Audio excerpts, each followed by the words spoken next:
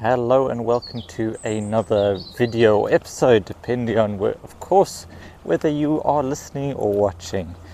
So I do a lot of talking about avoiding burnout, making sure you have a work-life balance and all of that, because if you are working as self-employed or a business owner in any sector, not just forest school, it is a very difficult area to manage, because there's never such a thing as the work is done. There's always more you can do, and in a way everything that you do moves things in the right direction. So there is that kind of trap of carrying on and doing much more than you need to do or you can handle, and burning out. So one of the things that I advocate is treating it a bit more like a job, and having a set time that you start, a set time that you finish, so that you basically don't overwork yourself and you still have energy left to get through the week, get through the month, get through until that next break that you give yourself.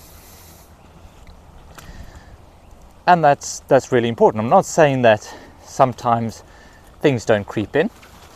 Like, for example, this morning I ended up doing a bit of work, waking up a bit earlier, getting at the computer a little bit sooner, because the episode that I was releasing on today, that will be last week's, hadn't finished processing the night before, so I went on and before my standard working hours did a bit of work to get that out there. That stuff like that will happen, but what we're aiming to do is minimize that.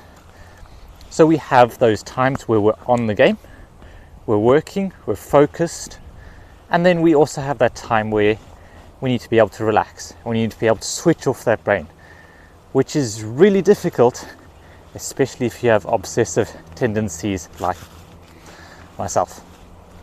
And I'm sure a lot of other people, where if you receive a message or an email, you immediately start thinking about it. And I call it the washing machine. It'll go round and round in your head, and unless you take action on it, it'll keep going round. And I think even when people don't actively realize that this is the case, it can be, because everything gets filed in your subconscious. So if you glance at a text message, it'll get filed in your subconscious, and your brain, without you knowing it, is working on it. And that just increases mental load. So for me, a really vital part of running businesses and working as a self-employed person is managing the inflow of messages and communication. So the goal for me is still to be contactable and reachable for important things, but not to be distracted outside of a certain amount of time. So there's a couple of ways that I do this. The first and probably most critical component of it is the hierarchy of communication. So I have a system, and this is one that I share with everyone that I work with, and also share with all of my family members, so they can understand how to get in touch with me. And you have a scale of priorities. So if something is really important and time sensitive, and you need to get to me now, I will tell you, phone me, give me a call. Like if someone's in hospital and I need to know now, call me. And I usually have settings that allow certain callers through immediately. Others I'll pick up almost immediately. And the idea is, if you call me, you should be able to get through. Now, if I just set that up normal, I'd still get people calling me at all hours of the day, whatever, seeing that, because a lot of people will think, okay, for a lot of people that will be their default. It was like, oh yes, I need to get Bracken's thoughts on this thing that's happening in 2 months. I'll just give him a call. And for them it makes sense. But for me, a call is probably one of the biggest impositions on your time. Call is similar to someone knocking on your window. It's immediate, and it puts a lot of pressure on you to respond. And you feel like a bad person if you don't. But the first thing I dissuade that priority call. So don't go to default call. Only call if it's time sensitive. If it's still time sensitive but it's not that urgent, then a text message will usually get through. And text message is something I don't switch off. So we're moving down the hierarchy. Then you have the social media things, so that's like WhatsApp, Facebook Messenger, whatever. Those are for things that medium urgency, medium importance, and then email is the least important. And so the idea is that depending on how sensitive, if it needs to be actioned right this minute, it's a call. If it needs to be actioned within the day, it's a message. If it needs to be actioned within the week, it's a social media or WhatsApp. If it needs to be actioned within the month or not really that important, then email. And so this is what I tell people, like, try and think about it as a tiered system. So if I send out an email, I don't expect a return. If I call someone, then I expect a call back or something else. And I expect there to be immediate communication because that's how I approach it. But again, other people's hierarchies might be different. But the key part of this is that some of these will be more or less accessible to me.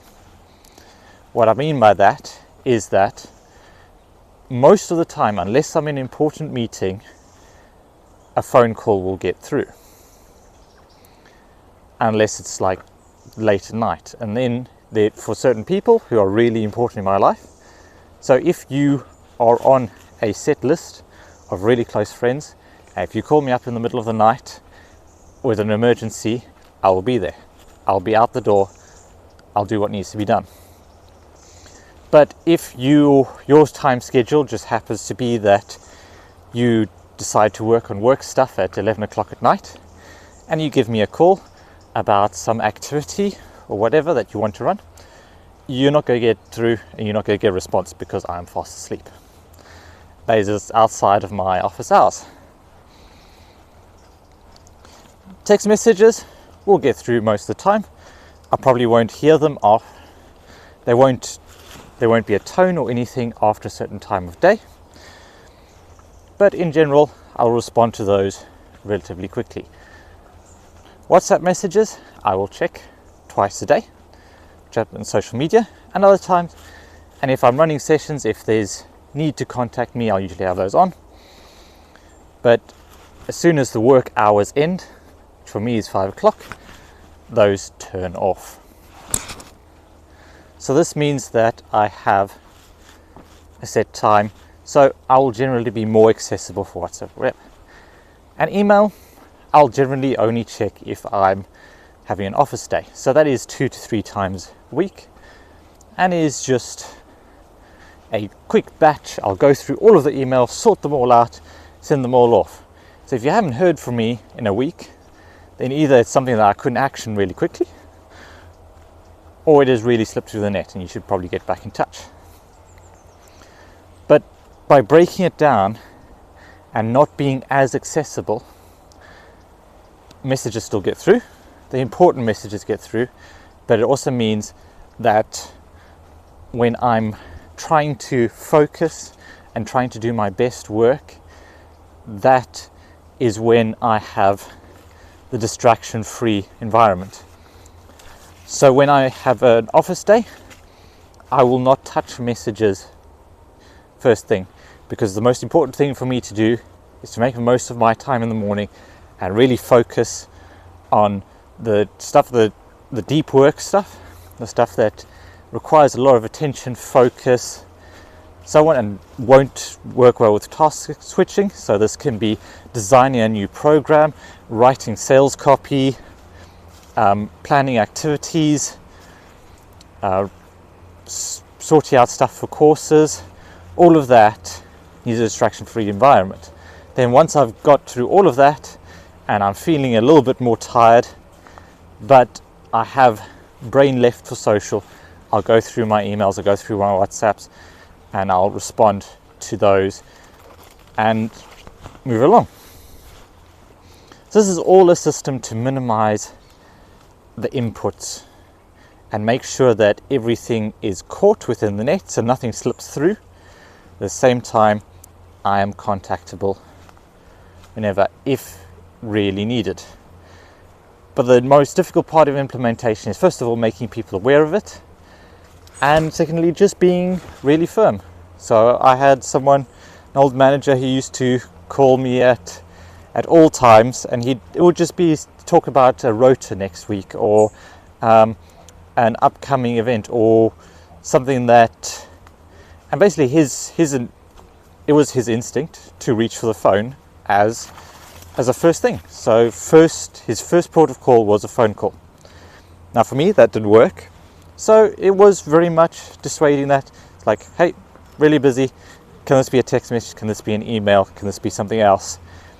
And shifting him over to a process.